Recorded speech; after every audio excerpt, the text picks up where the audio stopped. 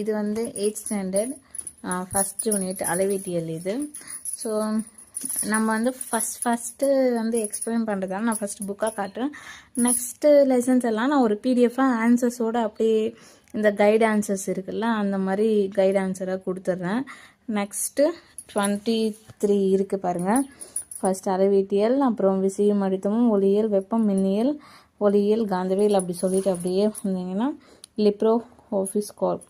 So இது வரைக்கும் இருக்குது. ஸோ இதில் பாருங்கள் இந்த புக்கில் வந்து என்னென்ன டேர்ம்ஸ்க்கு வரும் அப்படின்னு சொல்லிட்டு மந்த் வைஸாகவே கொடுத்துட்ருக்காங்க. ஸோ ஜூன்லாம் ஃபஸ்ட் டேர்ம், அது ஆகஸ்ட்லாம் ஜூன், ஜூலை, ஆகஸ்ட், செப்டம்பர் இதெல்லாம் ஃபஸ்ட் டேர்ம் வந்துடும்.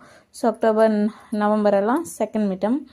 அதுக்கப்புறம் பிப்ரவரி, இந்த ஜான்வரி அதெல்லாம் இருக்குது பாருங்கள். இதுதான் ஃபைனலாக ஆனுவல் எக்ஸாம்ஸ்க்கு வரும். ஸோ இந்த மாதிரி பேட்டர்னாகவும் கொடுத்துருக்காங்க. நம்ம வந்து எல்லாத்துக்குமே ஆன்சர்ஸ் வந்து கொடுத்துடலாம். ஸோ ஃபஸ்ட்டு பண்ணுறதால நான் வந்து புக்கை வச்சு ஃபஸ்ட்டு எக்ஸ்பிளைன் பண்ணுறேன். ஸோ நெக்ஸ்ட் எல்லாமே அப்படியே ஆன்சர் மட்டும் அப்படியே இருக்கிற மாதிரி ஒரு கைடு ஆன்சர் மாதிரி கொடுத்துறேன். ஸோ கைடு மாதிரி கொடுத்துறேன் நான், நீங்கள் அப்படியே யூஸ் பண்ணிக்கலாம். ஸோ ஃபஸ்ட்டு வந்து பாருங்கள் அளவீட்டியல். ஸோ அளவீட்டியல்னால் என்னன்னு ஃபஸ்ட்டு தெரிஞ்சுக்கோங்க. ஸோ அளவீடுனா என்னென்னா மதிப்பு தெரிந்த ஒரு திட்ட அளவினை கொண்டு தெரியாத அளவின் மதிப்பை கணக்கிடும் செயல்பாடு அளவீடு எனப்படும். இப்போ வந்து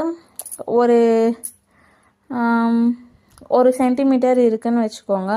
ஸோ ஒரு சென்டிமீட்டர் ஒரு மீட்டர் அப்படின்னா என்ன நமக்கு தெரியும்.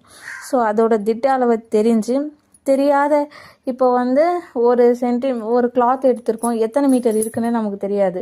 ஆனால் நமக்கு மீட்டர், சென்டிமீட்டர்ஸ் எல்லாமே தெரியும். ஸோ அந்த கிளாத்தை ஒரு தெரியாத அளவின் மதிப்பை கணக்கிட பயன்படும் அந்த செயல்பாடு தான் அளவீடு எனப்படும். ஸோ அந்த மெஷர்மெண்ட் நம்ம டேப் வச்சு தானே மெஷர் பண்ணுவோம்.